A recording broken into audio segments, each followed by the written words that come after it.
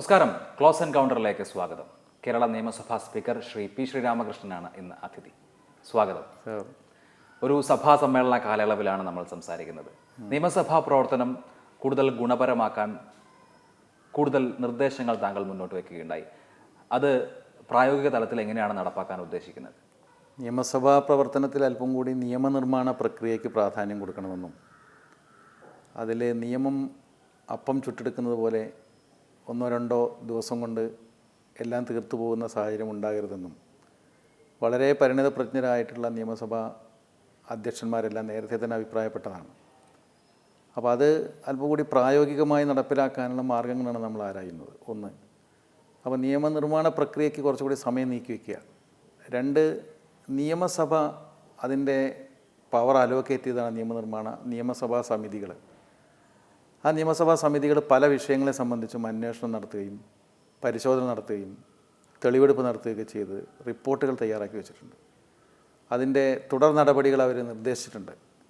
അതൊന്നും പലപ്പോഴും വെളിച്ചം കാണുന്നില്ല. ഗവൺമെൻറ് കാര്യത്തിലൊന്നും ഗൗരവമായ സമീപനം സ്വീകരിക്കുന്നില്ല. അപ്പോൾ നിയമസഭാ സമിതികളുടെ റിപ്പോർട്ടുകൾ ഇങ്ങനെ ഇരുട്ടിലിരുന്നാൽ പോരാ. അതിനെന്ത് സംഭവിച്ചു എന്നുള്ളത് പൊതുസമൂഹവും സഭയും ചർച്ച ചെയ്യണം എന്നുള്ളൊരു നിലപാട് ഈ സമ്മേളനത്തോടു കൂടി ആരംഭിക്കുകയാണ്. അപ്പോൾ വളരെ പ്രധാനപ്പെട്ട നിയമസഭാ സമിതികളുടെ റിപ്പോർട്ടുകൾ സഭയിൽ വരാനും അതുമായി ബന്ധപ്പെട്ട ഒരു അഭിപ്രായ രൂപീകരണത്തിനും അവസരമൊരുക്കാൻ ഇത്തവണ നമ്മൾ ലക്ഷ്യം വയ്ക്കുന്നുണ്ട്. അതോടൊപ്പം ദേശീയ തലത്തിൽ തന്നെ വാർത്തയായത് കേരള നിയമസഭ പേപ്പർ രഹിതമാകാൻ പോകുന്നു എന്ന തരത്തിലാണ്.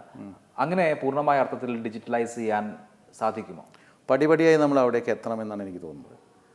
പക്ഷേ ഇന്നത്തെ ഒരു പരിമിതി എന്ന് പറയുന്നത് യഥാർത്ഥത്തിൽ നമ്മളെ ചോദ്യങ്ങളൊക്കെ അപ്ലോഡ് ചെയ്യാനുള്ള സൗകര്യങ്ങളുണ്ടെങ്കിലും നമ്മുടെ സാമാജികരിൽ 10-ൽ താഴെ ആളുകൾ മാത്രമാണ് അത് ഉപയോഗിച്ചുകൊണ്ടിരിക്കുന്നത്.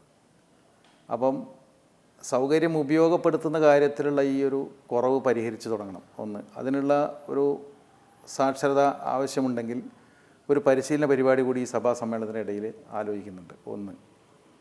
രണ്ട്, പേപ്പർ ഫ്രീ ആണെന്നുള്ളത് ഉദ്ദേശിച്ചത് നിയമസഭ തന്നെ മൊത്തത്തിലൊരു ഹരിത സമുച്ചയമാക്കാൻ വേണ്ടിയുള്ള ശ്രമത്തിലാണ്. പ്ലാസ്റ്റിക് ഫ്രീ ഒരു ഗ്രീൻ പ്രോട്ടോക്കോൾ നമ്മൾ പ്രഖ്യാപിച്ചിരിക്കുന്നു. ഹിമാചൽ പ്രദേശ് അസംബ്ലി അത് വിജയകരമായി നടപ്പാക്കുന്നുണ്ട്. കേരളത്തെ സംബന്ധിച്ച് ഇപ്പോൾ സാമാജികർക്കൊക്കെ സ്വന്തം നിലയ്ക്കുള്ള ലാപ്ടോപ്പുകളും ഐപാഡുകളും ഒക്കെ ഉണ്ട്. ഇനിയിപ്പോൾ എന്താണ് നിയമസഭയിൽ അവരുടെ പ്രവർത്തനം ആ നിലയ്ക്ക് കുറേ കൂടിയൊക്കെ ആധുനികീകരിക്കാൻ വേണ്ടത്? ആധുനീകരിക്കാൻ വേണ്ടതെന്ന് പറഞ്ഞാൽ ഒന്നുകൂടി കുറച്ചുകൂടി പബ്ലിക്കിൽ നിന്ന് കോണ്ടാക്ട്സ് വർദ്ധിപ്പിക്കാൻ ഈ സംവിധാനങ്ങൾ ഉപയോഗിക്കാവുന്നതാണ്. എനിക്ക് തോന്നുന്നില്ല നിയമസഭാ സാമാജികന്മാർ ഇപ്പോഴും കുറച്ചാളുകളുണ്ടാകാം. കാരണം നമ്മുടെ പുതിയ തലമുറ എന്ന് പറയുന്നത് പരിപൂർണമായിട്ടും അങ്ങോട്ട് ഏറെക്കുറെ ഷിഫ്റ്റ് ചെയ്ത് കഴിഞ്ഞു. ഒരു 8ാം ക്ലാസ് തൊട്ട് മുകളിലേക്കുള്ള എല്ലാ കുട്ടികളും ഒരു ഡിജിറ്റൽ ലോകത്ത് എത്തിക്കഴിഞ്ഞു. അതിൻ്റെ മുകളിലുള്ളൊരു എബോവ് 40 ഉള്ള ആളുകളാണ് യഥാർത്ഥത്തിൽ ഒരു നിരക്ഷരായിട്ട് ഇപ്പോഴും കുറച്ച് പേരെങ്കിലും ഉള്ളത്. അപ്പോൾ നമ്മൾ ഈ പുതിയ തലമുറയുമായിട്ട് കമ്മ്യൂണിക്കേറ്റ് ചെയ്യാതെ ജനാധിപത്യത്തിന് പോകാൻ പറ്റില്ല. അവരാണ് ഇനി ജനാധിപത്യത്തെ പുഷ്കലാക്കേണ്ടത്. അപ്പോൾ അവരുമായി കമ്മ്യൂണിക്കേറ്റ് ചെയ്യുന്ന വിവിധങ്ങളായ പദ്ധതികൾ ഓരോ സാമാജികർക്കും ഉണ്ടാകണം. ഇപ്പോൾ നവമാധ്യമങ്ങളിൽ അവർ സജീവമായിരിക്കണം. പിന്നെ നവമാധ്യമങ്ങളുടെ എല്ലാ സാധ്യതയും ഉപയോഗിക്കണം. നവമാധ്യമങ്ങളിൽ ഡിബേറ്റുകളിൽ പങ്കാളികളാകണം. ഇപ്പോൾ അങ്ങനെ അതിനെ നവമാധ്യമ സംവാദങ്ങളെ ഗൗരവമുള്ളതാക്കാൻ സഭാ സാമാജികരുടെ ഇടപെടൽ സഹായകരമാവും എന്നാണ് എനിക്ക് തോന്നുന്നത്. അല്ല, അത് പരസ്പരം ലിങ്ക് ചെയ്യാൻ സാധിക്കും. ഞാൻ കഴിഞ്ഞ സഭയിലെ ഒരു ഉദാഹരണം പറയാം. ഒരു സ്വകാര്യ ബില്ല് അവതരിപ്പിക്കുന്നതിന് മുൻപ് VT ബൽറാം നവമാധ്യമം വഴി ആളുകളുടെ അഭിപ്രായം തേടുകയുണ്ടായി. പക്ഷേ അതിനെതിരെ സ്പീക്കർ റൂളിംഗ് കൊടുക്കുകയാണ് സഭയിലുണ്ടായത്. അപ്പോൾ ഇനി ഇത്തരം മാർഗങ്ങളിലേക്കൊക്കെ പോകുന്നതിൽ അപാകമുണ്ടോ? അല്ല, അത് നിലവിലുള്ള ചട്ടങ്ങളുടെ പരിമിതിയായിരിക്കാം. ആ ചട്ടങ്ങളിൽ പരിഷ്കരണം ആവശ്യമുള്ളത് ചെയ്തിരിക്കണമെന്ന് തന്നെയാണ് എൻ്റെ നിലപാട്. പിന്നെ ഒരു സഭയിൽ പൈലറ്റ് ചെയ്യാൻ പോകുന്ന ബില്ല് സഭയുടെ അവകാശത്തെ ലംഘിച്ചുകൊണ്ട് പുറത്തു പോകുന്നതിലേ പ്രശ്നമുള്ളൂ. അതിൻ്റെ ഉള്ളടക്കത്തെ സംബന്ധിച്ചോ അതെങ്ങനെയായിരിക്കണം എന്നുള്ളതിനെ സംബന്ധിച്ചോ ചർച്ച നടത്തുന്നതിൽ തെറ്റൊന്നുമില്ല. ഒരു നിയമനിർമ്മാണ പ്രക്രിയ പൂർണ്ണമായും ജനകീയമാകണമെങ്കിൽ അഭിപ്രായം പറയാൻ കഴിയുന്ന എല്ലാവർക്കും അതിൽ അഭിപ്രായം പറയാനുള്ള സ്വാതന്ത്ര്യം ഉണ്ടാകണമല്ലോ. അങ്ങനെ വരുന്ന അഭിപ്രായങ്ങളിൽ നിന്ന് സ്വാംശീകരിച്ച് അത് ക്രോഡീകരിച്ച് നിയമനിർമ്മാണ പ്രക്രിയയുടെ ഭാഗമാക്കാനും പറ്റും. ആ നിലയിലേക്ക് പക്ഷേ വളർന്നിട്ടുണ്ടോ നമ്മുടെ നിയമനിർമ്മാണ പ്രക്രിയ? ഇല്ല എന്നുള്ളതാണ്. അതാണ് ഞാൻ പലപ്പോഴും പറയാൻ ശ്രമിച്ചുകൊണ്ടിരിക്കുന്നത്. ഇപ്പോൾ ഒരു നിയമം രൂപപ്പെടുന്നത് എങ്ങനെയാണ്? ഗവൺമെൻറ്റിൻ്റെ ആഗ്രഹത്തിനനുസരിച്ച് ഗവൺമെൻറ്റിന് വേണമെന്ന് തോന്നിയാൽ ഗവൺമെൻറ്റിന് അത് പൈലറ്റ് ചെയ്ത് കൊണ്ടുവരാം. അപ്പോൾ ലോ സെക്രട്ടേറിയറ്റിലെ ഒരു മൂലയിൽ നിന്ന് രൂപപ്പെടുന്ന നിയമമാണ് ഇന്ന് നമ്മുടെ മുന്നിലേക്ക് വന്നുകൊണ്ടിരിക്കുന്നത്. എന്നാൽ സമൂഹത്തിൻ്റെ പല മേഖലകളിലും ഇനിയും നിയമനിർമ്മാണത്തിൻ്റെ വലിയ ആവശ്യകതകളുണ്ട്. ഭരണഘടന ഉറപ്പ് നൽകുന്ന സംരക്ഷണവും സുരക്ഷിതത്വവും ലഭ്യമാകാത്ത ഒരുപാട് മേഖലകളുണ്ട്. ആ മേഖലകളെക്കുറിച്ച് സൂചിപ്പിക്കുന്ന ധാരാളം സാമൂഹ്യ അനുഭവങ്ങളുണ്ട്. ഇവയെല്ലാം പ്രതിനിധാനം ചെയ്യുന്ന നിയമനിർമ്മാണം ഉണ്ടാവണം എന്നുള്ളത് വളരെ പ്രധാനപ്പെട്ടൊരു കാര്യമാണ്. നിയമനിർമ്മാണ പ്രക്രിയ, അതിൻ്റെ ഭാഗമായി നടക്കുന്ന ചർച്ചകൾ അതിൻ്റേതായ രൂപത്തിൽ പുറത്തേക്ക് എത്താറില്ലല്ലോ. എന്തെങ്കിലുമൊക്കെ വിവാദങ്ങളോ വളരെ ചൂടേറിയ വാഗ്വാദങ്ങളോ ഉണ്ടായാൽ പത്രമാധ്യമങ്ങൾ വഴി അത് ആളുകൾ അറിയുമെന്നതിനപ്പുറത്ത് യഥാർത്ഥത്തിൽ നിയമനിർമ്മാണ പ്രക്രിയ എന്താണെന്ന് ജനങ്ങൾക്ക് മനസ്സിലാക്കാൻ ഒരു അവസരമില്ലല്ലോ. ഇല്ല എന്നുള്ളത് വളരെ നിർഭാഗ്യകരമായ കാര്യമാണ്. അതിൽ മാധ്യമങ്ങളൊരു സ്വയം വിമർശനപരമായി അതൊന്ന് കുറച്ച് ഉൾക്കൊള്ളണമെന്നാണ് എൻ്റെ അഭിപ്രായം. ഇപ്പം കേരള നിയമസഭയിൽ സൂക്ഷ്മമായി കാര്യങ്ങൾ പഠിച്ച് അവതരിപ്പിക്കുന്ന സാമാജികന്മാരെന്നും ഉണ്ടായിട്ടുണ്ട്. പക്ഷെ അവരെല്ലാം പലപ്പോഴും പൊതുജനങ്ങൾക്ക് അറിയുകയില്ല.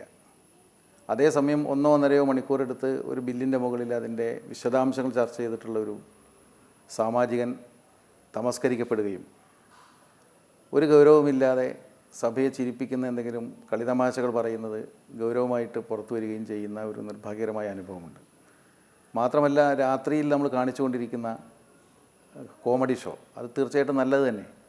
പക്ഷേ ആ കോമഡി ഷോയിലൂടെ ആളുകൾക്ക് കിട്ടുന്ന ഒരു സന്ദേശം ഇത് മാത്രമാണ് സഭയിൽ നടക്കുന്നത് എന്നാണ്. സഭയിൽ നടക്കുന്ന യഥാർത്ഥ കാര്യങ്ങളെ കൂടി കുറച്ചുകൂടി ഗൗരവമായി മാധ്യമങ്ങളിലൂടെ പ്രസരിപ്പിക്കപ്പെടേണ്ടതുണ്ട് എന്നാണ് എനിക്ക് തോന്നുന്നത്. അല്ല, അക്കാര്യത്തിൽ നിയമസഭയ്ക്ക് ഒരു പ്രധാനപ്പെട്ട പങ്ക് വഹിക്കാനില്ല. ഇപ്പോൾ ഈ ചർച്ചകളൊക്കെ വെബ്കാസ്റ്റിംഗ് വഴി ലഭ്യമാകുന്നുണ്ട്, പക്ഷേ അതും തത്സമയമല്ല, ഡെഫേർഡായിട്ടാണ് കിട്ടുന്നത്. നിയമസഭയിൽ എന്താണ് നടക്കുന്നത് എന്ന് തത്സമയം ഇപ്പോൾ ലോക്സഭയോ രാജ്യസഭയോ എങ്ങനെയാണോ നാട്ടുകാരിലേക്ക് എത്തുന്നത്, അതേമാതിരി എത്തിയാൽ ഈ പ്രശ്നം ഒരു പരിധിവരെ കുറയില്ലേ? തീർച്ചയായിട്ടും അത് പരിഗണിക്കപ്പെടേണ്ട ഒരു കാര്യമാണ്. പക്ഷേ കുറച്ചുകൂടി സാമ്പത്തിക ബാധ്യതയുള്ള ഒരു സാഹചര്യമുള്ളത് കൊണ്ടും സ്വന്തമായൊരു ചാനൽ ആരംഭിക്കുന്നതിനെ സംബന്ധിച്ച് ലോക്സഭാ ചാനൽ പോലെ തുടങ്ങുന്നതിനെക്കുറിച്ച് നമ്മൾ നേരത്തെ ആലോചിച്ചിരുന്നെങ്കിലും അതിന് കുറച്ച് പ്രയാസമുണ്ട്. പക്ഷേ പരിപൂർണമായും ടെലികാസ്റ്റ് ചെയ്യുന്ന കാര്യം ഗൗരവമായി ആലോചനയിലാണ്. അത് പരിശോധിക്കപ്പെടേണ്ട ഒരു കാര്യം തന്നെയാണ്. അത് സഭാപ്രവർത്തനത്തെ കൂടുതൽ ഊർജ്ജസ്വലമാക്കും എന്ന് തന്നെയാണ് എനിക്ക് തോന്നുന്നത്. ഇപ്പോൾ ചോദ്യോത്തരവേള എല്ലാ ചാനലുകൾക്കും സംപ്രേഷണം ചെയ്യാനുള്ള അനുമതിയുണ്ട്. അതേ മാതൃകയിൽ സഭയിലെ മറ്റു നടപടിക്രമങ്ങളും തത്സമയം സംപ്രേഷണം ചെയ്യാൻ മാധ്യമങ്ങളെ അനുവദിച്ചാൽ ഈ പറയുന്ന സാമ്പത്തിക ചെലവിൻ്റെ പ്രശ്നം വരില്ലല്ലോ. അല്ല, അതൊരു പൊതു സമവായം ഉണ്ടാവേണ്ട കാര്യമാണ്. അതെന്ത് സാഹചര്യത്തിലാണ് ഈ ചോദ്യോത്തരവേളയിലേക്ക് നിശ്ചയിക്കപ്പെട്ടതെന്നുള്ളത് എനിക്ക് കൃത്യ ധാരണയില്ല. ഏതായാലും കക്ഷി നേതാക്കളുടെ യോഗത്തിൽ അത് ചർച്ച ചെയ്തിട്ട് പൊതുസമവായം ഉണ്ടാക്കി ചെയ്യാവുന്നൊരു കാര്യം തന്നെയാണത്. അതിൽ തെറ്റൊന്നുമില്ല. ഇപ്പോൾ ലോക്സഭാ നടപടികളും രാജ്യസഭാ നടപടികളും അവിടെ വളരെ ഇൻഫോംഡ് ആയിട്ടുള്ള ഡിബേറ്റ് നടക്കുന്നുണ്ടെങ്കിൽ അതും ഒക്കെ ജനങ്ങളെ സംബന്ധിച്ച് കാണാനുള്ള സാധ്യത, അതിനുശേഷം ഇതേ പാർലമെന്റേറിയന്മാർ പങ്കെടുക്കുന്ന സംവാദങ്ങളും ഒരുപക്ഷെ ഇന്ത്യയിൽ തന്നെ ഏറ്റവും മികച്ച സംവാദങ്ങൾ ഈ 2 ടെലിവിഷനിലായിരിക്കും നടക്കുക. അപ്പോൾ അതേമാതിരിയുള്ള ഒരു സാധ്യത ഒരുപക്ഷെ കേരളത്തിലും വളരെയധികമല്ലേ? തീർച്ചയായിട്ടും അത് ഗൗരവത്തിൽ പരിഗണിക്കപ്പെടണം. അത് പരിഗണിക്കപ്പെടുക തന്നെ ചെയ്യും. ഇപ്പോൾ സൂചിപ്പിച്ചല്ലോ നിയമസഭാ സാമാജികർ അവരുടെ സഭയ്ക്കകത്തെ പ്രവർത്തനമടക്കം പരിഹസിക്കപ്പെടുന്നതിനെക്കുറിച്ച്. പക്ഷേ നമ്മളെപ്പോഴും പാർലമെൻ്ററി എന്ന വാക്ക് തന്നെയുണ്ട്. അതിന് വിരുദ്ധമായ പദപ്രയോഗങ്ങളോ നടപടികളോ ഒക്കെ സഭയിൽ ഉണ്ടാകുമ്പോൾ അത് പരിഹസിക്കപ്പെടുക എന്നുള്ളത് സ്വാഭാവികമല്ലേ? അപ്പോൾ ആരാണ് ശ്രദ്ധിക്കേണ്ടത്? അല്ല, പരിഹസിക്കപ്പെടണം എന്നാണ് ഞാൻ പറഞ്ഞത്. പക്ഷെ അത് മാത്രം പോരാന്നാണ് പറഞ്ഞത്. പരിഹസിക്കപ്പെടണം, ഗൗരവത്തോടു കൂടി വിമർശനങ്ങൾ ഉയർന്നു വരണം, ആളുകളുടെ മുന്നിൽ അപഹാസ്യരാക്കേണ്ടവർ അപഹാസ്യമാക്കിപ്പെടണം, അതിലൊന്നും തെറ്റില്ല. പക്ഷെ അത് മാത്രമാവരുത്. ഒരു വൃദ്ധയായ സ്ത്രീ എന്നോട് കഴിഞ്ഞ ദിവസം ചോദിച്ചു, ഈ സിനിമാ നടന്മാരൊക്കെ സഭയിൽ അംഗങ്ങളാണോ ചോദിച്ചു. അപ്പോൾ അവരത് കണ്ടുകൊണ്ടിരിക്കുമ്പോൾ അവർക്ക് തോന്നുന്ന ഇടയിലിടയിൽ ഇത് കട്ട് ആൻഡ് പേസ്റ്റ് ആണല്ലോ. ഈ കട്ട് ആൻഡ് പേസ്റ്റ് ആവുന്ന സമയത്തുള്ള കൺഫ്യൂഷൻ ഇപ്പോൾ കുറച്ച് സാധാരണക്കാരായ ആളുകൾക്കൊക്കെ ഉണ്ടാവാം, അല്ലെങ്കിൽ ഉണ്ടാക്കാം. 2ാമത്തെ ടേമിലാണ് സ്പീക്കറാകുന്നത്. സ്പീക്കറുടെ ചെയറിലിരുന്ന് സഭയെ ആകെ നോക്കുമ്പോൾ ഞാൻ ആദ്യത്തെ ടേമിൽ MLA ആയ കാലത്ത് എന്തെങ്കിലുമൊക്കെ കുഴപ്പങ്ങൾ വന്നിട്ടുണ്ടോ എന്നൊരു തോന്നലുണ്ടായിട്ടുണ്ടോ? ഞാൻ അല്പം കൂടി പഠിക്കേണ്ടതായിരുന്നു എന്ന് എനിക്ക് തോന്നിയിട്ടുണ്ട്. കാരണം എനിക്കുള്ളൊരു പരിമിതി എന്ന് പറയുന്നത് ഈ നടപടിക്രമങ്ങൾ, ചിട്ടവട്ടങ്ങൾ, അതിലൊന്നും ഒരു അഭിരമിക്കുന്ന പ്രകൃതക്കാരനല്ല ഞാൻ. ചില ആളുകൾ അതിൽ അഭിരമിക്കുന്നവരും അതിനെക്കുറിച്ച് ആഴത്തിൽ പഠിക്കാൻ ശ്രമിക്കുന്നവരാണ്. ചില ആളുകൾ സ്വാഭാവികമായ പരിശീലനം കൊണ്ട് അതിലേക്ക് എത്തിയതാണ്. ഇപ്പോൾ ശ്രീ ആര്യാടൻ മുഹമ്മദ്, അദ്ദേഹം പറയുമ്പോൾ ഞാൻ ശ്രദ്ധിക്കാറുണ്ട്. അദ്ദേഹം ചട്ടങ്ങളും കീഴ്വഴക്കങ്ങളും അദ്ദേഹത്തിന് ഇങ്ങനെ 40-45 കൊല്ലത്തെ എക്സ്പീരിയൻസ് കൊണ്ട് സ്വയം അറിയാതെ വരുന്നതാണ്. ചിലരത് മെനക്കെട്ടിരുന്ന് പഠിച്ച് മനസ്സിലാക്കിയിരിക്കും. ആ കൂട്ടത്തിൽപ്പെട്ട ആളായിരുന്നില്ല ഞാൻ. അപ്പോൾ അല്പം കൂടി പഠിക്കേണ്ടതായിരുന്നു എന്നുള്ളൊരു ആത്മവിമർശനം ഇപ്പോൾ തോന്നാറുണ്ട്. ആ ആത്മവിമർശനം മാത്രമേ ഉള്ളൂ. ഇപ്പോൾ സഭയ്ക്കകത്ത് പ്രയോഗിക്കാവുന്ന വാക്കുകൾ, പെരുമാറ്റങ്ങൾ തുടങ്ങിയ കാര്യങ്ങളെക്കുറിച്ച് സ്പീക്കർ എന്നുള്ള നിലയിൽ ആലോചിക്കുമ്പോൾ കഴിഞ്ഞ പ്രതിപക്ഷ നിരയിൽ ഉണ്ടായിരുന്ന സമയത്തെ പ്രതിപക്ഷം ഇങ്ങനെയൊക്കെ ആയിരുന്നോ പെരുമാറേണ്ടിയിരുന്നതെന്ന് ഇപ്പോൾ തോന്നുന്നുണ്ടോ? അല്ല, പ്രതിപക്ഷത്തിൻ്റെ മൊത്തമായ പെരുമാറ്റത്തെക്കുറിച്ച് ഞാൻ ഇപ്പോൾ ഒരു അഭിപ്രായം പറയുന്നത് ന്യായമായിരിക്കില്ല. കാരണം ഞാനതൊരു പങ്കാളിയായിരുന്നു. പിന്നെ ഈ പെരുമാറ്റത്തിൻ്റെ സാഹചര്യം രൂപപ്പെടുന്നത് അവിടുത്തെ വസ്തുനിഷ്ഠ സാഹചര്യങ്ങളുമായി കൂടി ബന്ധപ്പെട്ടിട്ടാണ്. ഇത്തവണയും പ്രതികരണങ്ങൾ ചില സമയത്ത് കൈവിട്ടു പോയല്ലോ. ആദ്യ സമ്മേളനത്തിൽ ചില സംഗതികളൊക്കെ ഉണ്ടായല്ലോ. അപ്പോൾ പ്രതികരണം മനുഷ്യനെ സംബന്ധിച്ചിടത്തോളം എന്തായിരിക്കുമെന്ന് മുൻകൂട്ടി പറയാൻ നമുക്ക് കഴിയുന്നതല്ല. പക്ഷേ സഭയുടെ നടത്തിപ്പിൽ സൂക്ഷിക്കേണ്ട നടപടിക്രമങ്ങൾ കൃത്യമായി പാലിച്ചാൽ കുറേ കാര്യങ്ങൾ മാനേജ് ചെയ്ത് പോകാൻ കഴിയുമെന്നാണ് എനിക്ക് തോന്നുന്നത്. കഴിഞ്ഞ സഭയിലുണ്ടായിട്ടുള്ള ഏറ്റവും പ്രമാദമായ സംഭവം കെ മാണിയുടെ ബജറ്റ് അവതരണ വേളയിൽ ഉണ്ടായിട്ടുള്ള അനിഷ്ട സംഭവമായിരുന്നു. അക്കാര്യത്തിൽ ഇപ്പോൾ ദുഃഖമുണ്ടോ? ഞാൻ സ്പീക്കർ എന്നുള്ള നിലയിൽ അതിനെക്കുറിച്ച് ഉത്തരം പറയുന്നില്ല. ഞാൻ അന്ന് സ്പീക്കർ അല്ലല്ലോ. ആ പ്രതികരണത്തിൽ എനിക്ക് അത്ര ദുഃഖം തോന്നിയിട്ടില്ല. പക്ഷേ ഇപ്പോൾ സ്പീക്കർ എന്നുള്ള നിലയിൽ ആലോചിക്കുമ്പോൾ സ്പീക്കറുടെ ചെയർ എന്നുള്ളത് പ്രതീകാർത്ഥത്തിലും ഒരു ചെയർ ആണല്ലോ. അപ്പോൾ ആ ചെയർ അവിടെ നിന്ന് മറിച്ചിടുന്ന രംഗത്തിൽ താങ്കളും ഉണ്ടായിരുന്നു, സ്പീക്കറുടെ ഡയസിൽ താങ്കളും ഉണ്ടായിരുന്നു. ഇപ്പോൾ സ്പീക്കർ എന്നുള്ള നിലയിൽ ആലോചിക്കുമ്പോൾ വ്യക്തിപരമായി ദുഃഖമുണ്ടോ?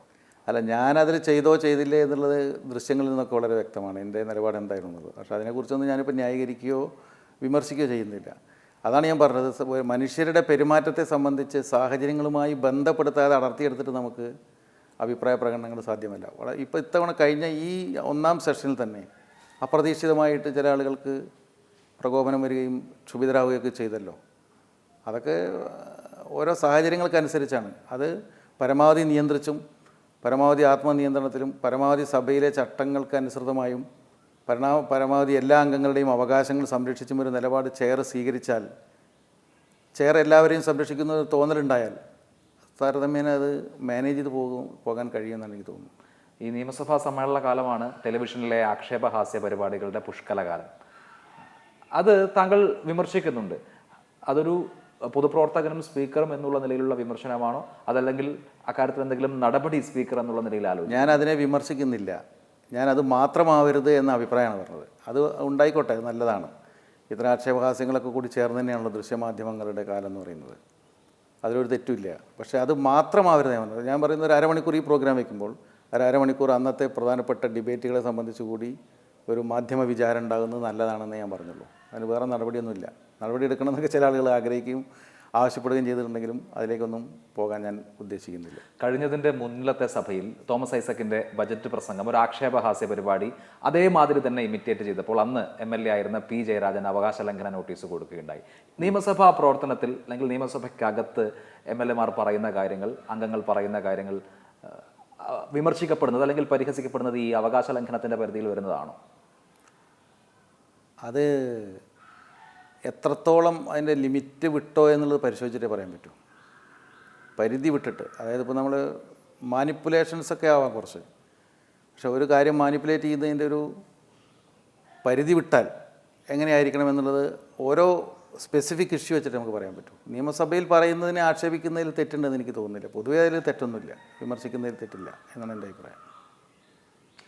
താങ്കൾ സ്പീക്കറായതിനു ശേഷം ഈ സാർ വിളിയെ സംബന്ധിച്ച് ഒരു പരാമർശം ഉണ്ടായിരുന്നു. പക്ഷേ അതിപ്പോൾ അനസ്യൂതം കലാകാലങ്ങളായി തുടരുകയാണ്. അങ്ങനെ സ്പീക്കറെ, ചെയറിനെ എപ്പോഴും സാറെന്ന് അഭിസംബോധന ചെയ്യേണ്ട കാര്യമുണ്ടോ യഥാർത്ഥത്തിൽ? എപ്പോഴും സാറെന്ന് വിളിക്കേണ്ട കാര്യമൊന്നുമില്ല. ഞാൻ പറഞ്ഞത് ഈ സാർ എന്നുള്ള വിളി ബ്രിട്ടീഷ് കൊളോണിയലിസത്തിൻ്റെ ഭാഗമല്ലേ എന്നൊരു മാധ്യമ പ്രവർത്തകയുടെ ചോദ്യമുണ്ടായി. അത് തുടരേണ്ടതുണ്ടോ? അപ്പോൾ ഞാൻ എനിക്കത് തുടരണമെന്നുള്ള നിർബന്ധമൊന്നുമില്ല. ഇത് രണ്ട് ഭരണപക്ഷവും പ്രതിപക്ഷവും തമ്മിൽ നടക്കുന്ന ഡിബേറ്റുകൾക്കിടയിൽ പരസ്പരം ഇങ്ങനെ പോർവിളികൾ മുഴക്കാതിരിക്കാൻ നിങ്ങൾ അധ്യക്ഷൻ്റെ നേർക്ക് നോക്കി സംസാരിക്കൂ എന്നാണ് പൊതു സമീപനം സ്വീകരിക്കുക. അപ്പോൾ മിസ്റ്റർ സ്പീക്കർ എന്നോ മിസ്റ്റർ മാഡം സ്പീക്കർ എന്നൊക്കെ പറഞ്ഞിട്ടുള്ള ഇത് പല പ്രാക്ടീസുണ്ട്. അതിൻ്റെ ഭാഗമായിട്ട് വിളിക്കുന്നതാണെങ്കിൽ അതിലെ ഒരു വലിയ അനൗചിത്യമാണ് തോന്നുന്നില്ല. പക്ഷേ ബ്രിട്ടീഷ് കൊളോണിയൽ വാഴ്ചയുടെ ഭാഗമായിട്ട് സർ വിളി ഉണ്ട്, സർ പദവിയുണ്ട്. ആ സർ പദവിയാണോ ഇവിടെ ഉദ്ദേശിക്കുന്നതെങ്കിൽ അത് പരിശോധിക്കപ്പെടട്ടെ, ചർച്ചയാവട്ടെ. ഇത് ചർച്ച ചെയ്യാൻ പാടില്ലാത്തൊരു വിശുദ്ധ പശുവാണ് എന്ന് എനിക്ക് അഭിപ്രായമില്ല എന്നാണ് ഞാൻ പറഞ്ഞത്. അപ്പോൾ അതുകൊണ്ട് ഇതിനേക്കാൾ ഞാൻ ആരോടെയും നിർബന്ധിക്കാറില്ല സാറിന് വിളിക്കണമെന്ന്, വേണ്ടാന്നും പറയാറില്ല. ചിലർ അധ്യക്ഷനെ വിളിക്കാറുണ്ട്. അപ്പം പലരുടെയും ശീലത്തിലൂടെയും സൗകര്യത്തിലൂടെയൊക്കെ വന്നതായിരിക്കും അത്. നിയമസഭാ പ്രസംഗങ്ങളിൽ 3 വാചകത്തിൽ 6 or 7 തവണ സാർ ചേർക്കുന്നത് കൊണ്ട് നിയമസഭാ പ്രസംഗങ്ങൾ ഒട്ട് അരോചകമാകുന്നില്ലേ?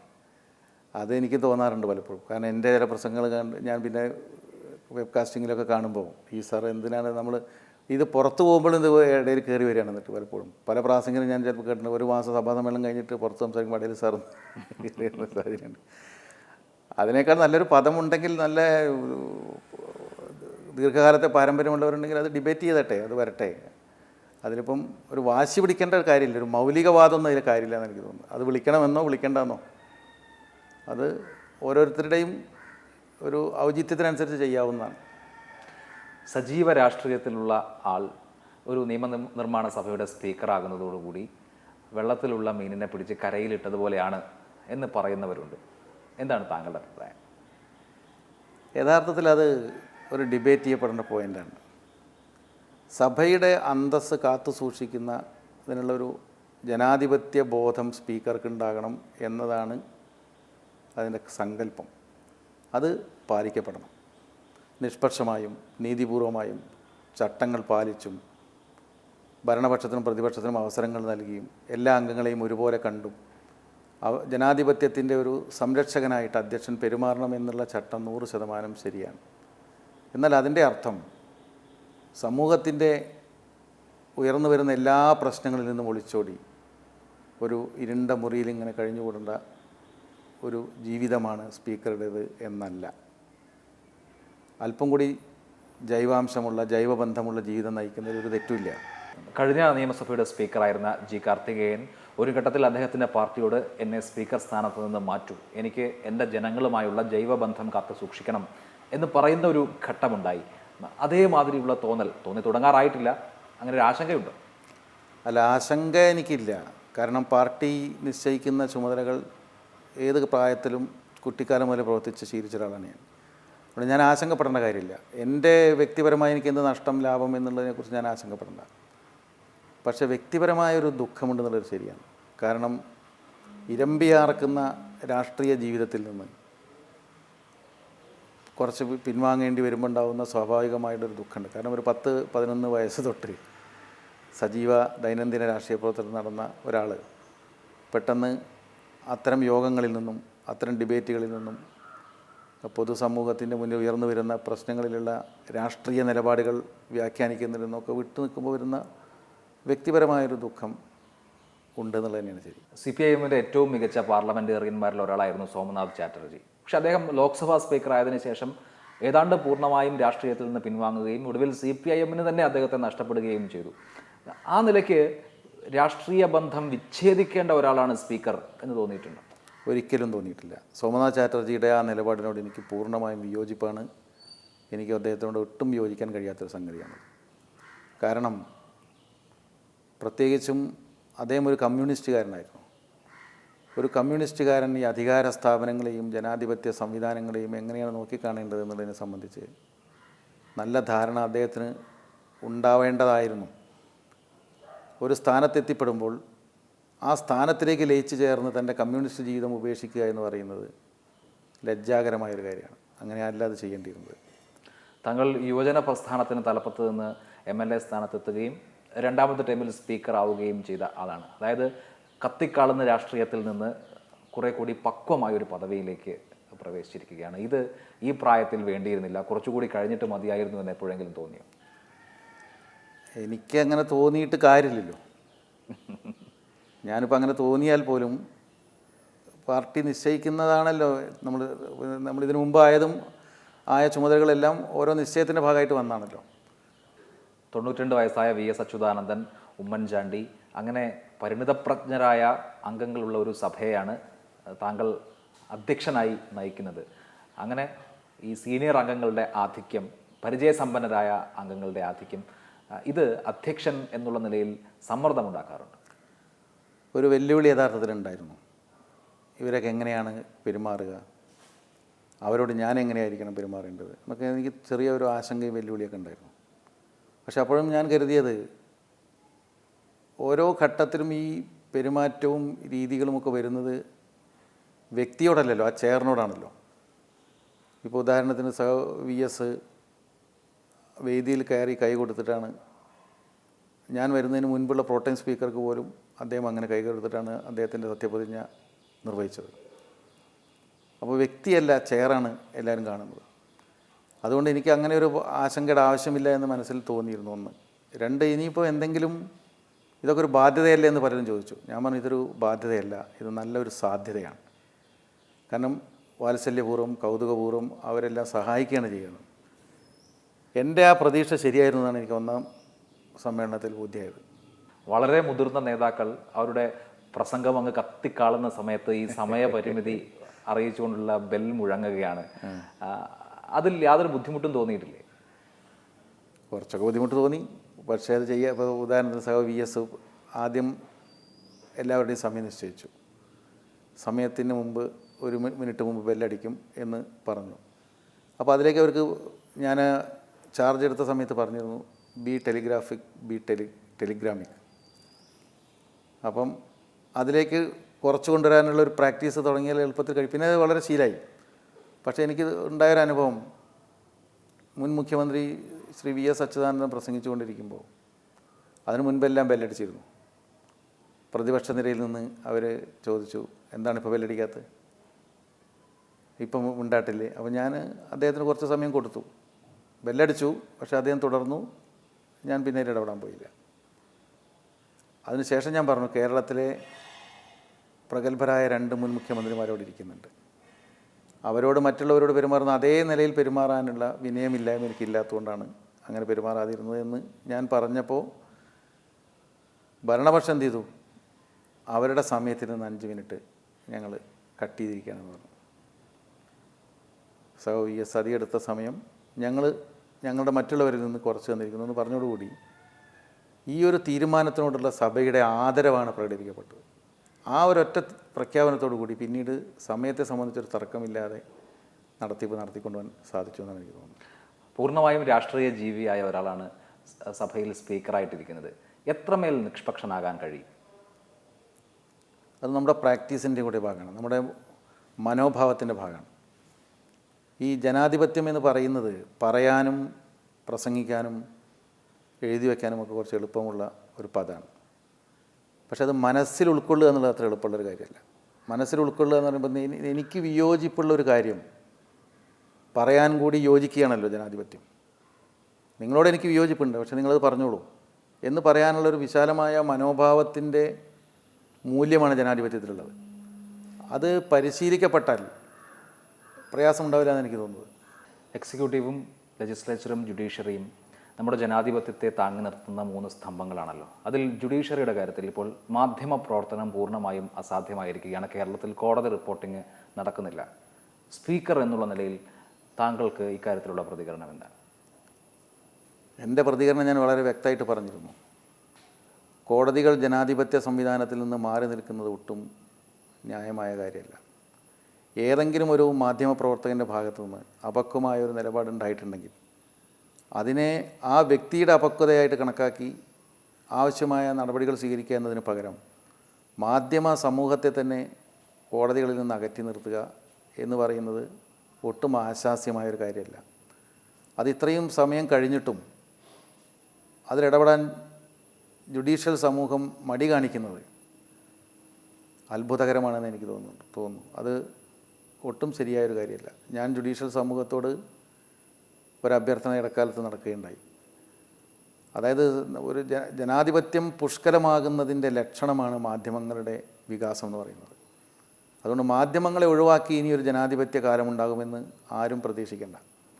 അതുകൊണ്ട് കോടതികളിലേക്ക് പ്രവേശനമില്ല. ഇപ്പം ഞാൻ മനസ്സിലാക്കുന്ന കോടതികളിലേക്ക് പ്രവേശനമുണ്ട്, മീഡിയ റൂം തുറന്നു കൊടുക്കുന്നില്ല എന്നുള്ളതാണ്. അല്ല, പ്രവേശനമില്ല എന്ന് വെച്ചാൽ അങ്ങനെ ഒരു ഓർഡറില്ല, പക്ഷേ കയറാൻ കഴിയുന്നില്ല. അല്ല, അത്തരമൊരു സാഹചര്യം വളരെ നിർഭാഗ്യകരമാണ്.